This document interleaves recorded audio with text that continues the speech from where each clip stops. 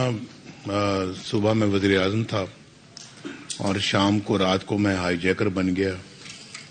1999 میں، اور 2017 میں مجھے کبھی وہم و گمان سے گزرا بھی نہیں تھا کہ وزیر اعظم کے منصب میں میں فائز ہوں اور مجھے بیٹے سے تنخواہ نہ لینے پہ فارغ کر دیا جائے گا،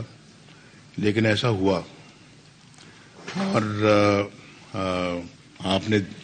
بھی دیکھا کہ ایسا ہوا کہ صرف تنخواہ نہ لینے کی وجہ سے بیٹے سے، اور وہ بھی 10,000 درم ماہانہ، 10,000 درم ماہانہ جو ہے وہ اس وقت ایک درم میرا خیال ہے کہ ہوتا ہوگا کوئی شاید 10 روپے کا،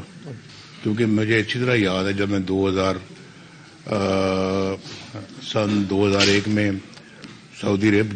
عرب گیا تو 13 روپے کا تھا ریال، تو 12-13 روپے کا درم بھی ہوگا۔ تو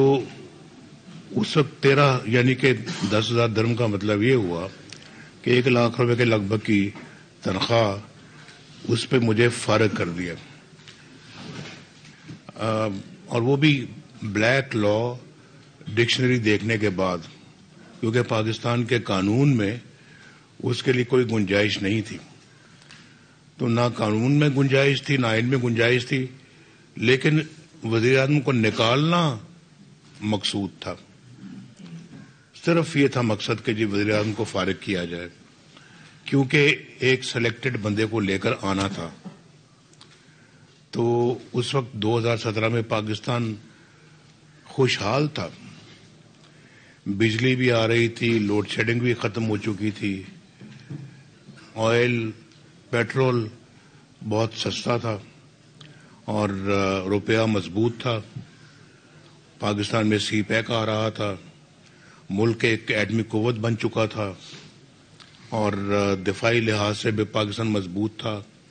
اقتصادی لحاظ سے بھی پاکستان مضبوط تھا، سیاسی لحاظ سے بھی پاکستان مضبوط تھا۔ ہندوستان کے وزیر اعظم پاکستان آئے اور پاکستان کے بارے میں دنیا یہ کہہ رہی تھی کہ انشاءاللہ یہ چند سالوں بعد ایک علاقائی طاقت بن جائے گا اور G20 میں بھی آ جائے گا، اور 6.2% ہماری گروتھ ریٹ تھی، مہنگائی کا نام و نشان تک نہیں تھا،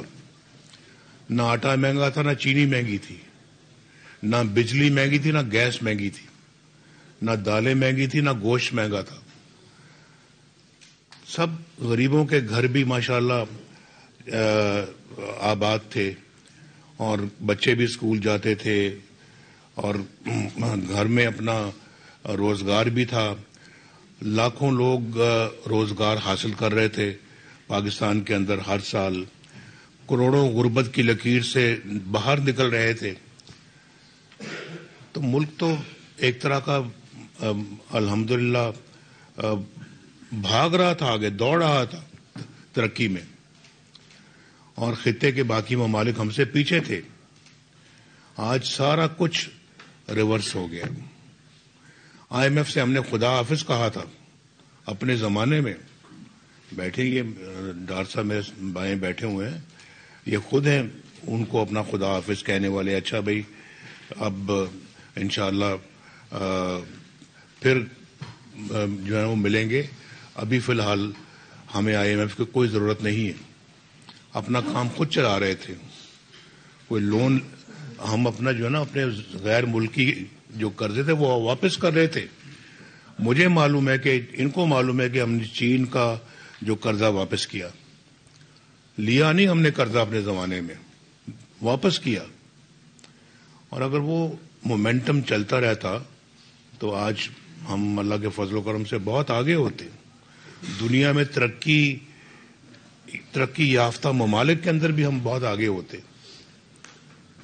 25 کروڑ کا یہ ملک ہے بھائی، کوئی ایسے تو نہیں ہے۔ تو میرا خیال ہے کہ دنیا کے اندر جو سب سے زیادہ آبادی والے ملک ہیں، ان میں ہمارا پہلے 10 ملکوں میں ہمارا شمار ہے۔ تو یہ تو جو ہے نا وہ اتنا ہمارے پاس مین پاور ہے، تو ہم تو اللہ کے فضل و کرم سے پاکستان میں وہ کام کر سکتے ہیں جو کہ عام طور پہ قومیں نہیں کر سکتی. تو بس نظر کھا گئی ہمیں.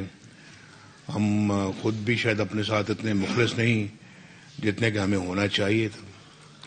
اور یہ بات تو بالکل صحیح ہے. تو